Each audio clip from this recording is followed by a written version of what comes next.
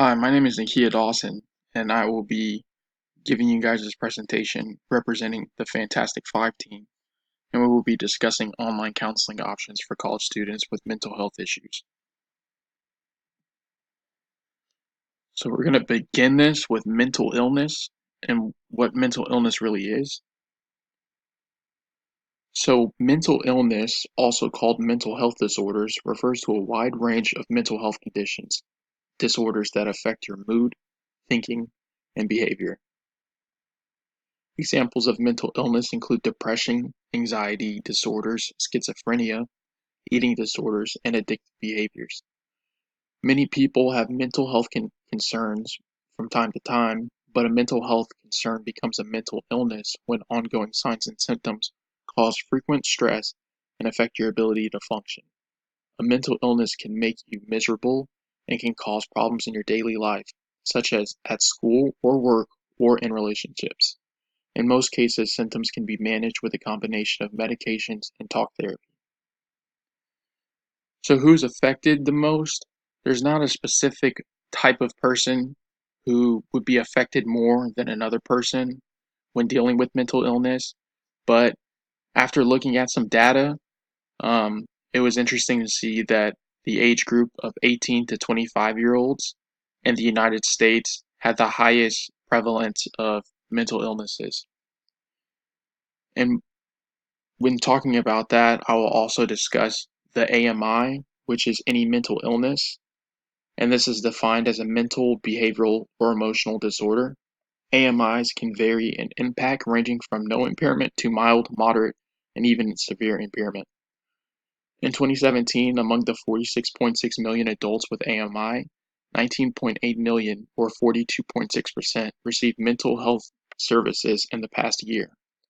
More women with AMI, 47.6%, receive mental health services than men with AMI, 34.8%. The percentage of young adults aged 18 to 25 years with AMI who receive mental health services was lower than adults with AMI aged 26 to 49 and 50 and above.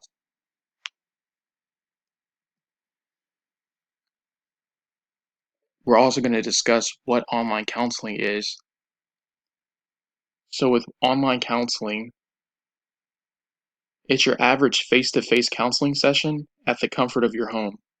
This can replace office visitations for some college students who may not have mental health issues as severe as others, but some students do both in order to maintain a healthy, happy lifestyle. Online counseling can also be used in emergencies, such as if a student is going through something and it's a weekend or there aren't any available appointments. This opens up more appointment times and availability for counseling in school and lifts a lot of weight off of university counselors' shoulders.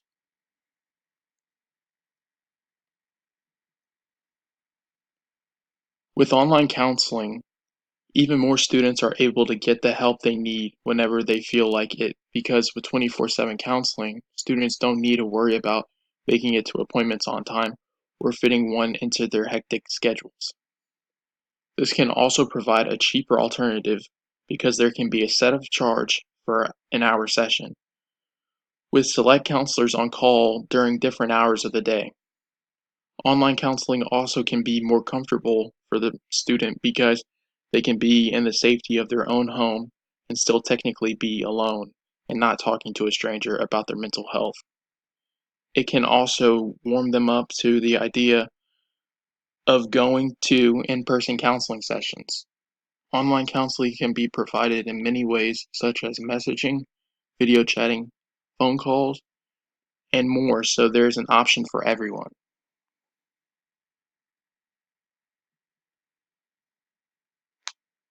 So who? Even though mental health awareness is an important concern across all walks of life, we have concentrated our research on college students. And as I said before, with the statistics that we gathered, it was interesting to see that the age group of 18 to 25-year-olds had the highest prevalence of AMIs in the United States, which goes to show that college students are going to have a very high prevalence of AMIs, especially when you factor in things like adjusting to a new university and taking standardized tests. College students are who we have focused on because their mental health is not always prioritized. I feel that when you get to university, especially coming from experience, there's a stigma around mental health, and mental health is something that people really don't give enough awareness to. College is a very stressful time in one's life. Students must find a balance between family, friends, and making time for themselves, all while juggling a full course load. And this, again, I can attest to this. This is very true. Um, Coming from a smaller town and going to a city like Tampa, there's a lot of adjustments that you have to make, especially when thinking about your family, friends that you have at home, and making time for all of these at the same time. Colleges must continue to increase their efforts in spreading awareness among students. These students are at a very critical point in their lives, and having good mental health is absolutely necessary. Spreading awareness starts with mandating health discussions school-wide. The more mental health is talked about in colleges, the more likely it is for students to seek help. Once students are made more aware of how important their mental health is, student counseling must be completely accessible for every college student seeking help.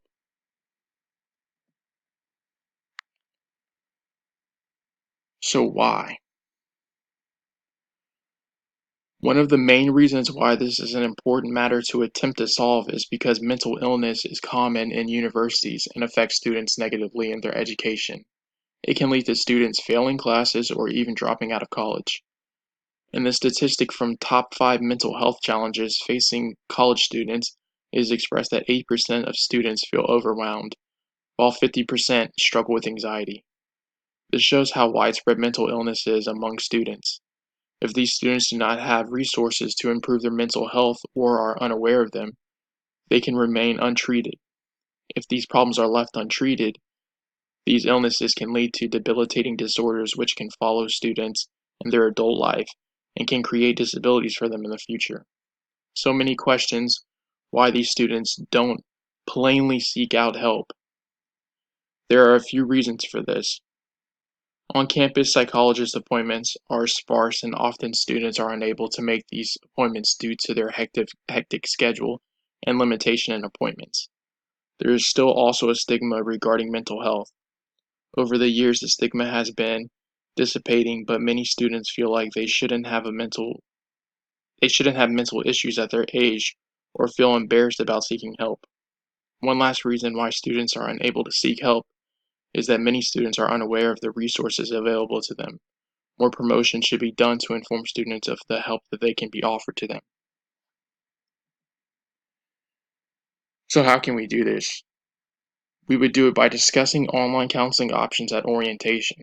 So at orientation, especially with universities, you have students that are coming either from high school or maybe transferring. So we would like to implement this early on in orientation so that they know that they have this as a resource to use. Hiring greater numbers of faculty specific to mental health issues. Counselors must be certified, which could cost, which could be more expensive. We must develop software capable of conducting multiple online counseling sessions at a time. With the extra faculty that you have, these counselors are going to have one real job, and this is going to be to conduct these online counseling sessions. So it's important that our software can support all of this happening at one time. And it also must be a secure browser due to confidentiality purposes. The benefits from this are great. You could gain increased awareness among students. More students will be aware of mental health. They'll be more knowledgeable. They'll have a better grasp of it. It decreases the stigma surrounding mental health. Um, since more kids are aware of it, um, the stigma that people don't want to really think that they have mental illness could dissipate. And it could also cause increased proficiency and higher grades institution-wide. When I think of this, I think of increased proficiency as you have students who are feeling overwhelmed and by decreasing this feeling of them being overwhelmed by discussing their mental health with a counselor, this could help them with taking that test that they were feeling stressed about.